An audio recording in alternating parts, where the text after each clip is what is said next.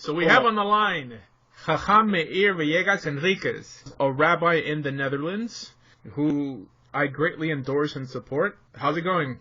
Baruch Hashem, I'm doing good. Thank you. I just returned from Israel like a week ago. Had a great time there. And now back to work in the Netherlands. Yeah? Awesome. How's the situation regarding anti-Semitism there? Are you guys suffering?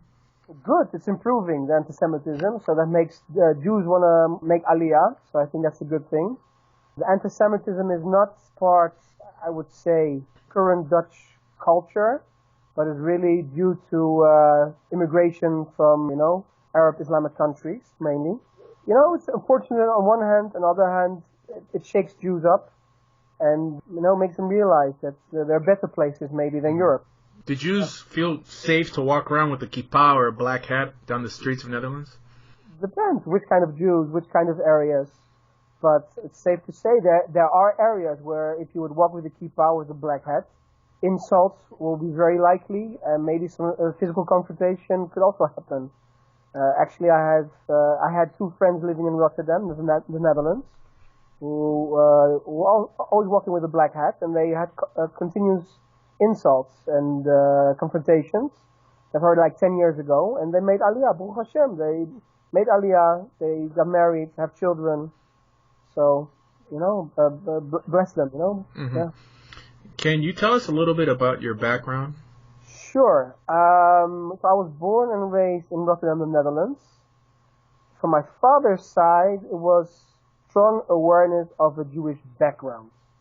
So there was no active Jewish education or identity, but the family names, family customs were Jewish. So in my family, you have like many who returned, so to say, officially to Judaism, to Am Yisrael, and many also made Aliyah by now. So this is like a process that happened over decades, and I also got involved in this process.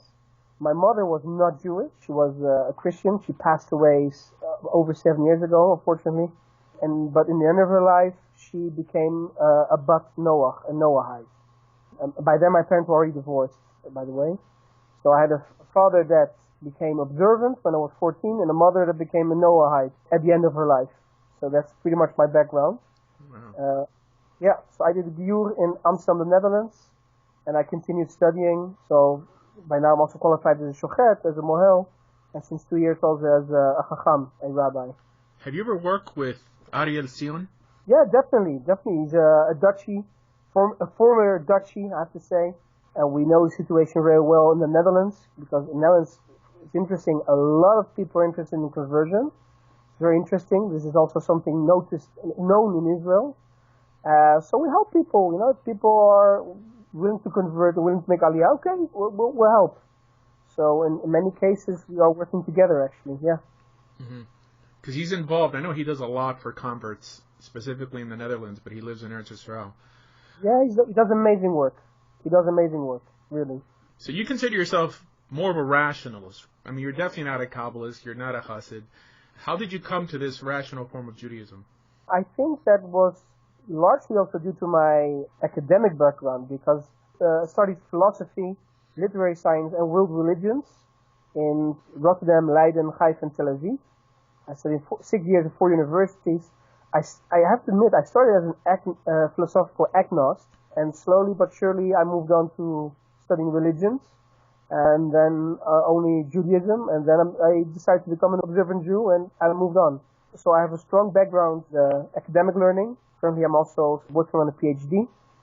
So yeah, that pretty much grounds you, to how to approach text, how to look at history, development of tradition, etc.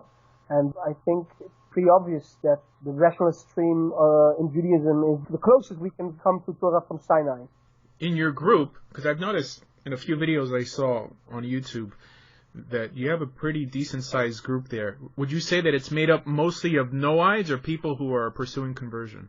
Mostly of Noahites, and the big problem we keep losing our best members because they want to convert. It's very sad. So I think by now, like about 20 people in the last 6 years, they decided, and there's no obligation to convert. You don't have to be part of Am Yisrael. But that's their wish, and then of course we'll gladly help them. But that's the way I keep losing my best members, so to speak, Right. So I think it's bad for the noise, but it's good for Israel. I think that Bezrat Hashem, everyone should want to take upon the full mantle of Torah Mitzvah. Just clearly not for everybody, but for those who are hungry enough, I think it's kol hakavod on their end, Of course, definitely. Sure. I mean, there's the Noahites I have in Rotterdam in my Beit Midrash. I'm really proud of them. I have to say, I'm really proud of them because these are really sincere, big lovers of Hashem, big lovers of Torah, big lovers of Am Yisrael, big supporters of Eretz Israel. And for different reasons, they decide to stay Noahites or because, circumstances. But they are growing, and I think many of them have a better hashkafa than the average member of Orthodox Kila, I would dare say. But some, really, really long wish to be part of Am Yisrael and carry the yoke of heaven. And Baruch Hashem, that's also good, and I'm very proud of these people as well. Is there an option to convert and remain in Rotterdam, or anyone in your group seeking conversion is also planning to make Aliyah? So until fairly recently, either you stay a Noahide, or you decide to convert with the Beit Din in Amsterdam, or you decide to convert through the Beit Din in Israel and make Aliyah. Okay, these were the three options until fairly recently. But now we are also looking into help people who want to convert and stay in Rotterdam, because we see that for many people this is their path. That they really want to be part of Am Yisrael, but for some reasons they cannot make Aliyah or wish not to make Aliyah soon, in the near future. Okay. We're also helping some of those cases, yes. But does Israel recognize that type of conversion? It seems that any conversion they recognize in Europe is as a pathway for them to actually move to the state of Israel. So this is politics, not halakha. So we deal first with halakha, and we're also very clear to people, we deal with halakha. The state of Israel, that's politics. So recognition by the state of Israel, not yet. Hopefully in the future, we're working on that. So the different legal paths to do this. But that's politics. That's legal stuff. It's not halakha. So we make very clear to people, l'fi halakha, it's kasher. We also find you a shidduch. We're also involved in this. We have many communities that recognize our work, our certificates, and etc. So you'll be fine in most of the Sephardic communities. And outside of those communities, that will be more difficult maybe. But don't worry, there's plenty of people living in the Sephardic communities in and outside of Europe. I definitely endorse that path. I started doing conversions. I haven't done a conversion in around maybe 5 years, but what my organization used to do was form those type of communities in South America. Being that Israel is not going to recognize a conversion performed in South America, no matter who performs it, we're equipping these people to start their own communities, exactly, start their own synagogues, and live, like a kosher Jew according to halakha. And that's what's important. I mean, people shouldn't always seek to be recognized by the state of Israel. The state of Israel, like you said, has politicized conversions, and in many cases have committed a huge Hilul Hashem. But I think that the vast majority of people in most groups who enter some sort of Noahide program ultimately from the outset just wanted to be part of Israel. I mean, mainly because there isn't enough information out there initially about the Noahide movement for them to even consider it. In other words, first they came to Israel because of Torah. They fell in love with the God of Israel and wanted to join his people. And then it seems that they're later geared into the Noahide movement. So I'm of the opinion that the vast majority of people in any type of Noahide group just ultimately wants to be Jewish. So this is why I'm not a big fan of the Noahide movement to begin with, because I think the way it really exists today, or it should exist today, is as a transitionary movement. In other words, people who are forced to play the game of political conversion and wait 2, 3, 10 years, if it's even possible to convert, to have a title, to have a status. So what's the status of every Gentile? He's a ben or a bat Noach, whether they accept 7 laws or not. That's just what they are. And so it's really ultimately a transitionary status if it's done in a correct manner. I think if anyone decides to remain a ben or a bat Noach, I think that it's ultimately detrimental if they're going to have children, just because there isn't enough established for the Ger Toshav for him to flourish in some sort of academic or spiritual relationship with God. Let me make a comment on that. So first of all, of course, I've been following your work for about 10 years. I have to give you credit for breaking many paths. So I remember you had a vlog 9 years ago, build your own synagogue. So that was inspiring to me back then. So this is also some kavod to you. That's why I keep pushing on, here in Rotterdam, Netherlands, and build what I built. A Beit Midrash for everyone, and a Sephardic minyan for people who are Jewish, converted, or are in a conversion program. The Noahide movement in Europe is new. It's unknown territory. It's not like in the States. As I'm observing from online, what's happening with the Noahide movement in the States, it seems like a way of pushing people away from conversion. When I started with my Beit Midrash about 6 years ago, the concept of Noahide was not known amongst Dutch Jews. So they thought I was nuts, crazy, etc., etc. Now they realize it's really actually a thing, and it's actually necessary, etc., etc., respectful among the nations. From practice, I would largely agree with you, because I can see that, and this is also the reason that some people decide to convert, is because they can see as Noahide, how can you continue the spiritual mission? How can you find a partner that shares the spiritual mission? How can you raise children who share the spiritual mission? And how can you be part of a community? From practice, I could see it has many advantages of doing a conversion, to really be part of Am Yisrael. Nevertheless, I also have many students who are Noahides by conviction and really fine, ethical beings and big lovers of Hashem. So I praise them, okay, because they're really fantastic people. But that's definitely an advantage of doing conversion.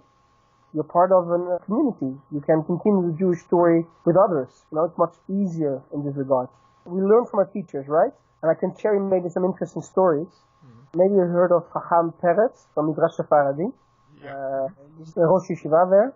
Once told during a shiur that a very learned Noahide came to him and spoke with him, and that he told him that he decided to stay a Noahide so he could inspire others to become a Noahide. And that's why he decided not to convert. And he was upset by this. He said, this is not what we want.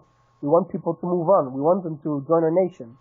Okay? So this is what Hakham Meir said, Rosh Yeshiva of Midrash Sephardi. Another student of mine, also a Noahide, once had a meeting with Chacham Toledano, the highest authority here in the Netherlands and head of the Sephardic community in Amsterdam. And he also said, well, very nice you've been studying Judaism for 10 years. It's fantastic you're a Noahide, but it's not the full Monty. I'd be happy to guide you towards becoming part of our nation and to take upon yourself all the entire Torah mitzvot. These are my teachers, and this is what they're saying. And they clearly have an idea that it's better to move up and then to remain a Noahide by conviction. I mean, I can understand you can remain Noahide by circumstances. This sometimes happens, but this is what I've seen from my teachers, and we know why. Because to continue the spiritual mission of the Torah, it's easier to do it with a family and with a community, and that's what Noahides, unfortunately, in this moment lack.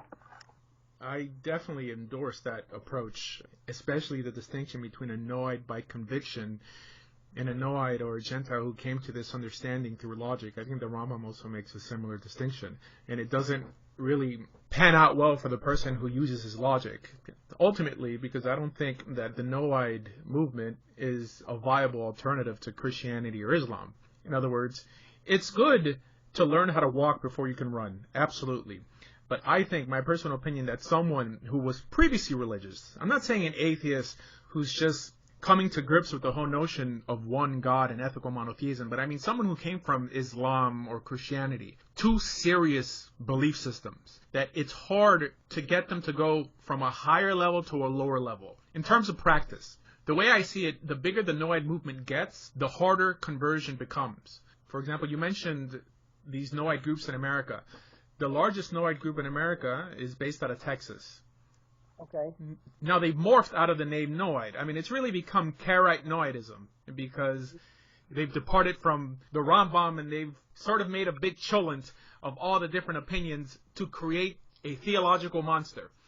This movement in Texas has delayed conversions for anyone wanting to convert in Texas because the rabbis in Texas, what they're doing now is that they refuse to accept anyone as a student for conversion unless they first spend 1 year with this organization.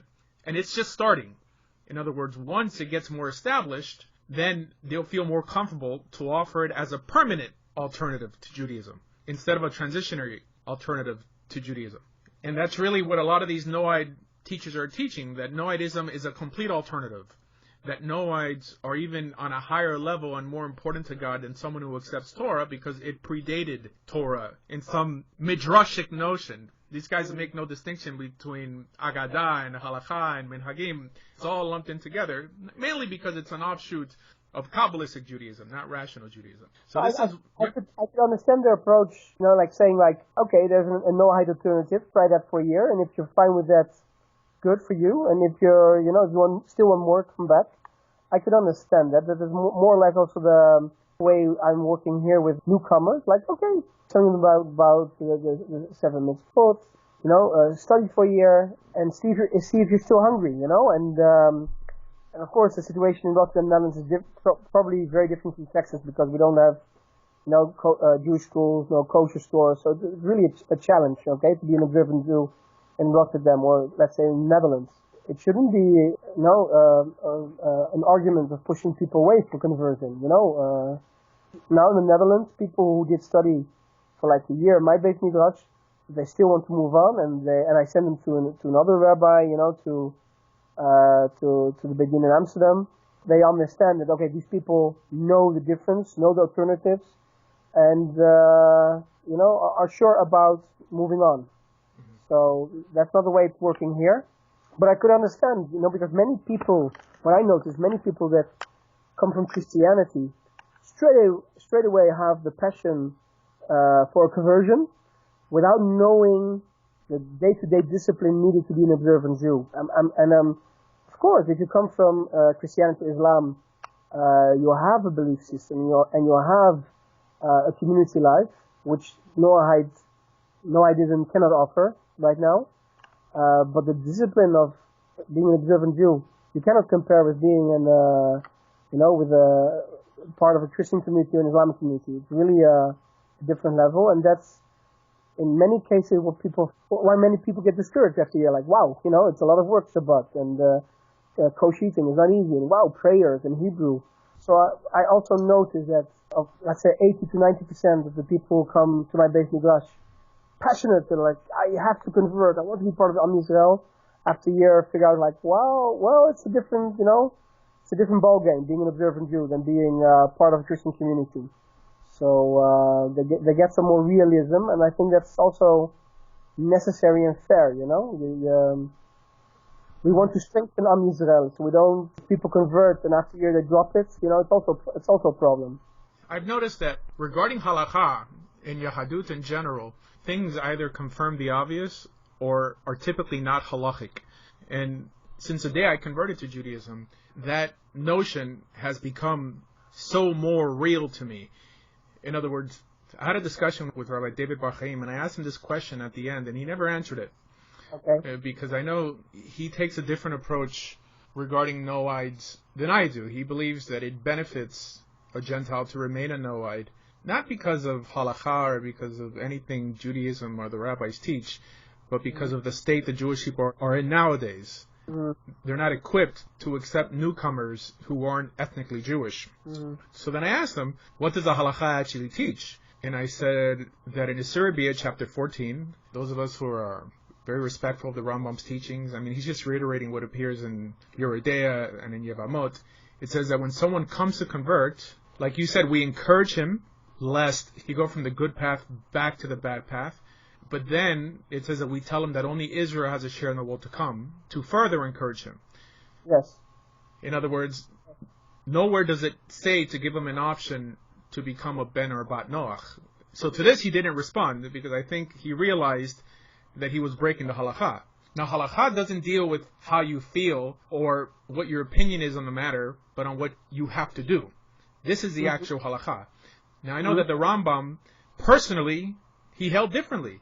In Hilchot Melachim and in Hilchot Teshuvah, he personally believed, this wasn't a universal belief, but he believed that if you kept the 7 laws, because they came through you through Moshe Rabbeinu and Har Sinai, that you were considered one of the Chasidei Umot Olam. He personally believed that. Not all of Israel believed it. Beit Shammai had a different approach, i.e. Rabbi Eliezer and on, but that's a distinction between Agadah and Halakha. So in terms of Halakha, it seems that when someone is interested in conversion, i.e. anyone coming to Judaism, because there isn't enough posted out there about the Noahide laws, we should do as the halakha states, and one, encourage him on, don't offer the Noahide laws or any other alternative, and convert him immediately, because it seems that the halakha, that according to the halakha, conversion takes a day or so. Yeah, miyat, it says. It's right. Miyat. Right. Miyat. Right, it says right away. This whole notion of a 1 year process to see if it's for you, it seems that the whole notion of being mekabel mitzvot completely doesn't exist. The Rambam says that you tell him some of the light mitzvot and some of the heavy ones, not to discourage him, right? But this whole notion that he has to accept or know everything in order to convert, it's not there. And we see that this is painted, like by Chazal also. It says that Hillel, when the guy came to him 3 different times to convert, it doesn't say that he goes and sends him off to a conversion program to learn halakha. No. It says also that he converts him miyad, and then he teaches him. Because you're not liable for breaking anything that you don't know exists. Of course. So how do you feel about that? Well, that's the halakha. So I think, there should be no discouragement. So no sending away once, twice, or 3 times. No, but delaying a year or so and seeing if it's the right fit for him. It doesn't seem that's something that Chazal endorsed. It's true, but if you look at the current situation, which Beit Din will convert miyat, which community will accept that. So this is the current social situation. So in my Beit Midrash, I'm explaining people how Jewish communities work, how the rabbinical world works, and at the same time trying to explain it respectfully, at the same time being clear about the halakha. But this is not the current social situation, so we have to deal with that. No, I hear you. Because I know there's groups out there who pretty much teach almost identical to what I teach, like Rabbi Michael Baron. He's one of our students, like Rav Barchaim. Well, they vehemently disagree with the whole notion of encouraging or proselytizing, the way I label it, Gentiles who consider Judaism, and they're I think the biggest proponents of the Noahide laws. I mean, he wrote a whole book about the Noahide laws, not encouraging people to become Jewish. Yeah, Guide for the Noahide, yeah. We use it as basic material in my Beit Midrash. Right. We are compelled to teach the entire world about the 7 laws for Bnei Noach, but we're not compelled to keep them there, So, but there's and they're coerced to keep it on threat of death, in that understanding. And it says that we only teach it to them when we're in control. Obviously, in Europe, in the Middle East, Jews didn't feel an obligation to teach the Noahide laws to Muslims because their life could have been put in jeopardy. And so it seems... Same with conversion, same thing. Yeah, for sure. If you look at for instance, the first Jewish community in Amsterdam was a Sephardic Jewish community, and they got permission to settle there on the condition that they wouldn't convert Christians to Judaism. If not, they would get in trouble. Okay, so this is one historical example, and it was like this everywhere. And this got, of course, ingrained in Jewish psyche that, we don't seek converts, we don't accept converts. It's largely 2,000 years of persecution that became part, unfortunately, of Jewish thinking. But, the halakha is very open, very welcoming to converts, and for obvious reasons, because the more people that carry Torah mitzvot, the better the world will become, and the bigger the chances that we'll improve the next generation, Right, the early Spanish, Portuguese, like you said, didn't accept converts, but it wasn't only because of the Christians in Europe. When they landed in the Americas, their synagogues, I believe, the oldest synagogue in America, the one I believe is in Rhode Island, also had a policy of not accepting converts, which sort of played into the whole slave trade. Well, this was a condition done by the Dutch government, or by the Dutch Republic at that time, but actually they did accept some converts, but it was very sensitive, so people had to go to Morocco to convert and then come back. Can you imagine, Wow. So, yeah. So we have cases like this, but it became big. There was a lot of opposition from Dutch clergy, and so it was very sensitive. So the community did accept converts, although grudgingly also, because they're also people from the Iberian Peninsula that, arrived in Amsterdam and said, hey, we want to convert, and the people were afraid. They could be spies for the Inquisition, give trouble to family back in the Iberian Peninsula. So they did accept converts, although grudgingly, but the Dutch Republic made problems, and this was happening everywhere in Europe, and same thing in Islamic countries. And this, you want to save your community, so if you have to save the life of your community members by not converting people, that's what you do. You know? So it's a historical reality, but it's not halakha. And we should shake it off. I really think so. We should shake it off.